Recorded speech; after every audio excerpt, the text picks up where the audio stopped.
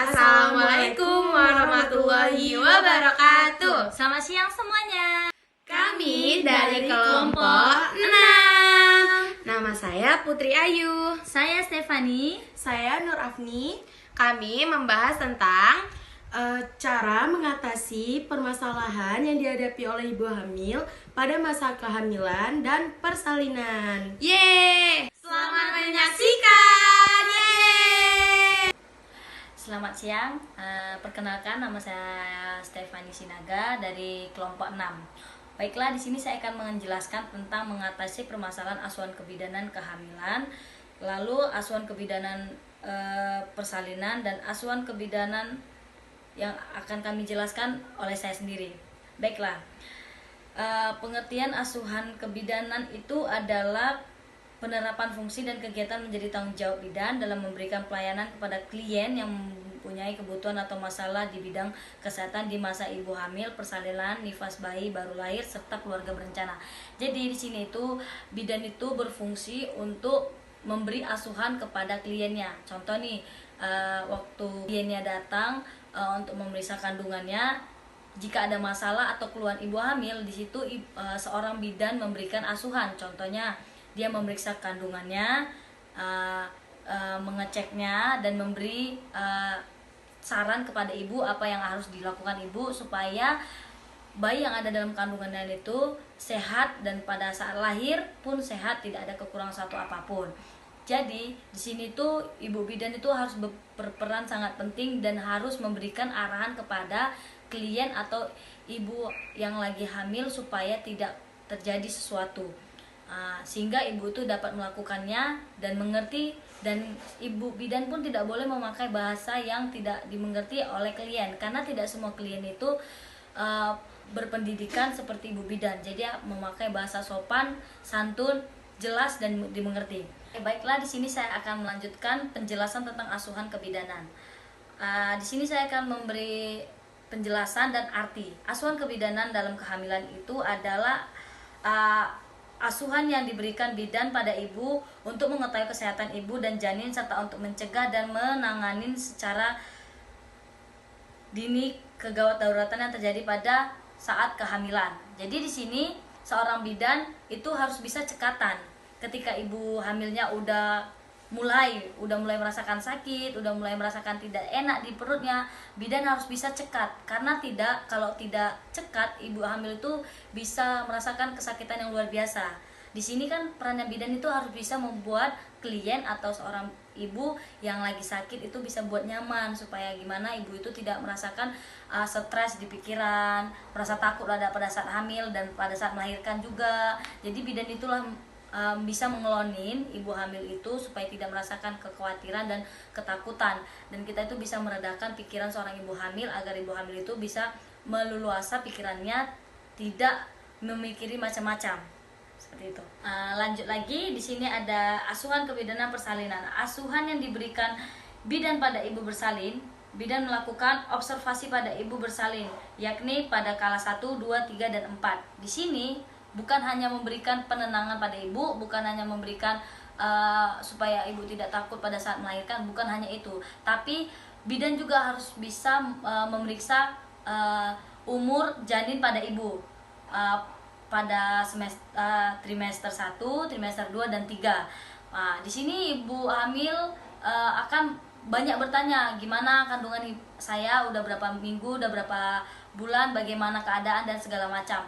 Di sini bidan juga harus bisa mengobservasi seluruh pertanyaan ibu jika ibu pengen bertanya tentang kandungannya, agar tidak ada kesalahpahaman antara ibu dan bidan, sehingga pada saat nanti ibu melahirkan, ibu tidak merasa kecewa kepada bidan yang sudah mengecek dia, seperti itu. Halo teman-teman, di sini aku bakal ngejelasin mengenai permasalahan yang terjadi pada saat ibu hamil. Yang pertama yaitu morning sickness. Jadi morning sickness adalah mual dan muntah yang biasa terjadi pada masa awal kehamilan. Morning sickness tidak hanya terjadi pada pagi hari, ibu hamil juga akan mengalami morning sickness pada malam, siang, bahkan sepanjang hari. Tetapi asal kalian tahu, morning sickness itu kebanyakan para ibu-ibu hamil itu terjadi pada pagi hari. Ada yang tahu nggak kenapa? Saya kasih tahu ya jawabannya. Karena pada malam hari itu kan perut ibu hamil terasa kosong tuh, nggak ada makanan yang masuk, dan tubuh kita itu bekerja pada malam hari ketika kita istirahat kan. Nah, lambung kita itu kan bekerja tuh 24 jam. Jadi makanan yang kosong itu membuat lambung kita tuh bekerja 2 kali lipat lebih cepat. Jadi terjadinya penekanan pada lambung kita sehingga membuat ibu tersebut menjadi mual atau muntah. Selanjutnya, penyebab morning sickness. Yang pertama yaitu ada perubahan hormon pada trimester pertama kehamilan. Diduga menjadi salah satu penyebab morning sickness. Beberapa pakar menduga bahwa ada kaitannya dengan HCG dengan terjadinya morning sickness. Nah, selanjutnya, selain disebabkan oleh hormon, morning sickness juga dipengaruhi oleh kemampuan indera penciuman wanita hamil yang meningkat secara signifikan. Nah, kan tadi kan kita udah membahas tentang morning sickness yang terjadi pada pagi hari karena perutnya kosong. Nah, di sini juga ada juga yang bisa menyebabkan ibu-ibu itu mual muntah. Seperti kita lah, kita yang nggak hamil aja mencium bau-bau yang nggak sedap aja kita mual kan. Apalagi ibu-ibu hamil yang memiliki indera penciuman yang makin sensitif, sehingga membuat dia menjadi lebih mual muntah. Cara mengatasinya gimana? Nah, saya kasih tahu ya. Cara mengatasinya yang pertama yaitu Anda bisa menangani hal tersebut untuk diri sendiri tanpa harus berkonsultasi. Yaitu dengan apa? Jangan membiarkan morning sickness mengganggu aktivitas keseharian Anda dengan cara menjauhi seperti bau-bau yang dapat menyebabkan Anda muntah. Misalnya Anda tidak suka amis tuh, ibu hamilnya nggak suka amis. Ya kita jauhi hal-hal yang amis. Jadi kita tidak mual lagi. Selanjutnya, beristirahat dengan cukup karena kelelahan dapat memperparah morning sickness. Badan kita udah capek, mencium bau-bau yang tidak sedap, habis itu perut kita kosong, pasti memperparah ya kan. Apalagi kita nggak istirahat. Jadi kita harus membuat ibu hamil tersebut menjadi lebih sering istirahat, merilekskan diri dengan mendengar lagu atau tidur siang seperti itu. Lalu morning sickness juga bisa dikurangi dengan meminum air putih yang cukup pada pagi hari agar mengurangi rasa mual. Nah, kalau kita kan mual tuh, nah air putih juga menjadi salah satunya. Kalau misalnya air yang manis-manis atau air-air yang pahit, pasti bisa membuat bagi orang yang nggak suka air manis atau pahit jadi tambah mual ya kan. Kalau air mineral atau air putih kan tidak memiliki rasa, sehingga bisa meredakan rasa mual yang terjadi. Baiklah, selanjutnya saya akan menjelaskan mengenai edema. Kalian yang nggak tahu edema itu apa? Edema itu pembengkakan atau biasa dibilangnya odem. Nah, di sini saya akan menjelaskan apa sih odem atau edema itu. Edema adalah pembengkakan pada anggota tubuh yang terjadi karena penimbunan cairan dalam jaringan. Beberapa area tubuh yang mudah dikenali saat mengalami edema adalah tangan, lengan, kaki, dan pergelangan kaki. Nah, ada tuh satu case di mana ibu-ibu hamil mengikuti travel. Jadi, dia tuh kalau nggak berdiri terus, ya duduk terus, sehingga kakinya itu mengalami pembengkakan. Ada beberapa faktor yang menjadi penyebab edema. Apa aja nih? Ini ya, saya bacain. Dalam kasus yang ringan, edema seringkali terjadi akibat terlalu lama posisi duduk atau berdiri, seperti yang saya bilang tadi. Selain itu, edema bisa terjadi karena terlalu banyak mengonsumsi makanan asin sebagai gejala pramenstruasi atau pada masa kehamilan. Nah, selain tanda-tanda itu, edema juga mungkin terjadi dengan adanya kondisi medis yang serius. Beberapa penyakit dan kondisi yang dapat menyebabkan edema antara lain yang pertama, gagal jantung kongestif. Habis itu ada sirosis, ada infeksi, reaksi alergi yang parah, penyumbatan pembuluh darah, penyakit ginjal, gangguan peredaran darah, dan lain-lain. Cara pengobatannya gimana sih? Cara pengobatan edema yang direkomendasikan di rumah saat ini adalah menghindari mengkonsumsi makanan yang dapat menyebabkan pembengkakan terjadi seperti yang alergi tadi. Misalnya kalian alergi tuh, nggak mungkin bentol-bentol hanya terjadi di tangan aja. Mungkin dia bisa terjadi di sekujur tubuh. Nah, itu harus dihindari. Habis itu harus mengonsumsi makanan yang sehat yang dapat mencegah terjadinya edema. Habis itu menghindari rokok dan minuman alkohol. Hal itu pasti ya untuk ibu hamil itu dilarang karena itu dapat membahayakan kesehatan baik janin maupun sang ibu hamil.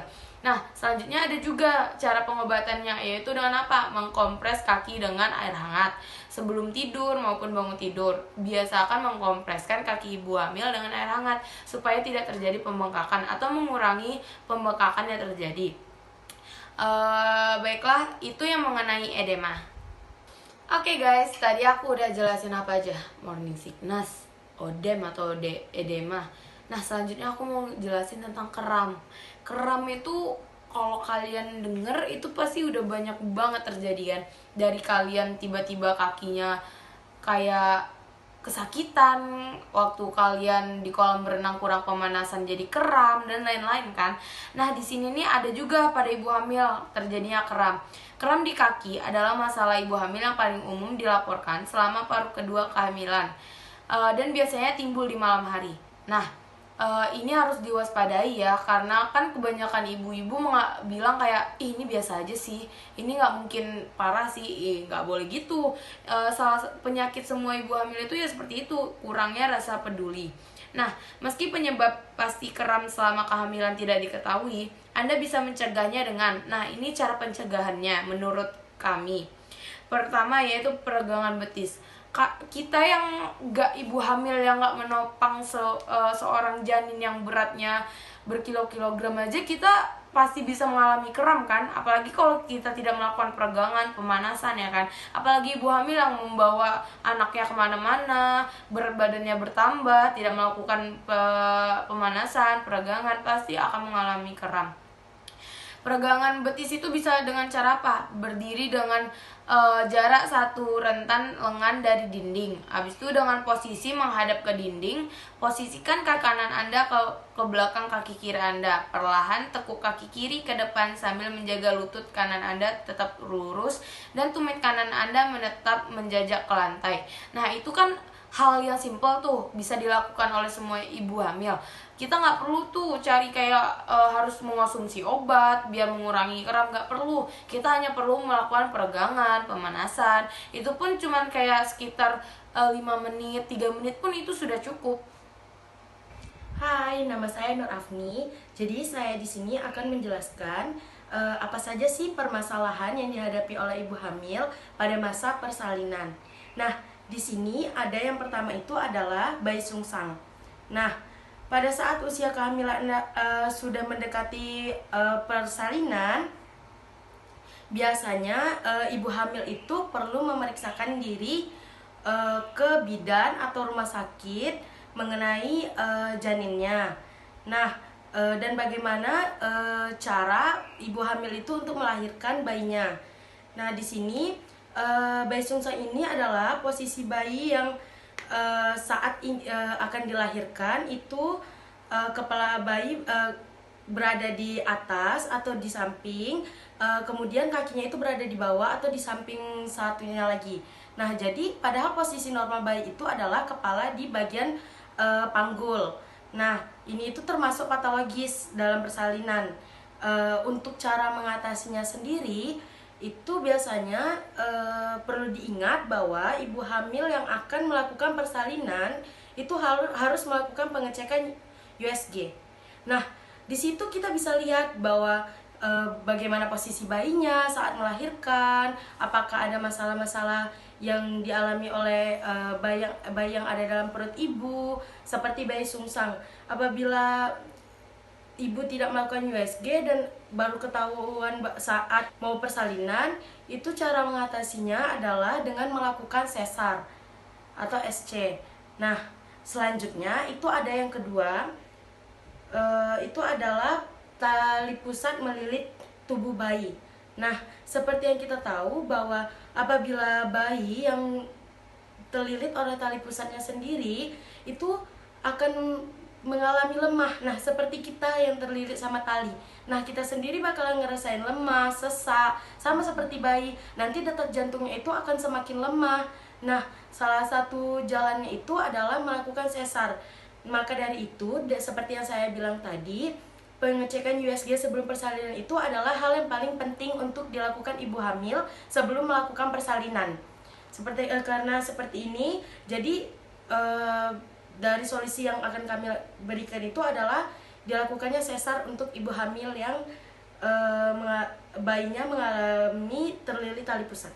Makasih. Nah, tadi teman saya, rekan-rekan saya udah jelasin kan mengenai hal-hal yang dialami oleh ibu hamil pada saat persalinan tuh apa aja. Yang pertama tadi ada apa? Bayi sungsang. Terus ada kelilit tali pusar. Nah, dua hal ini sering banget terjadi. Ada juga sih yang pendarahan, tapi kan itu kan kebanyakan ya kami mencari materi yang paling banyak susah diselesaikan oleh para bidan-bidan yang masih baru. Nah, di sini saya mau jelasin ulang. Yang kelilit tali pusar itu wewenang kita sebagai bidan apa sih? Nah, kita tuh sebagai bidan gak boleh memiliki wewenang yang namanya melakukan persalinan mandiri kepada ibu yang mengalami patologis. Yang namanya bayi sungsang, kelilit tali pusar, pendarahan, dan lain-lain itu wewenangnya dokter. Nah, di sini tuh bidan tuh sebagai apa sih perannya? Ngapain sih dibahas? Nah, saya akan kasih tahu. Di sini bidan ini menyalurkan yang mana yang benar dalam melakukan persalinan. Mungkinkah kita harus merujuknya ke rumah sakit melakukan sesar atau disuruh tes ke USG dulu. Nah, kita di sini nggak boleh yang namanya mengambil keputusan akhir. Keputusan akhir itu selalu diambil oleh pihak keluarga ibu hamilnya sendiri dan pihak dokter.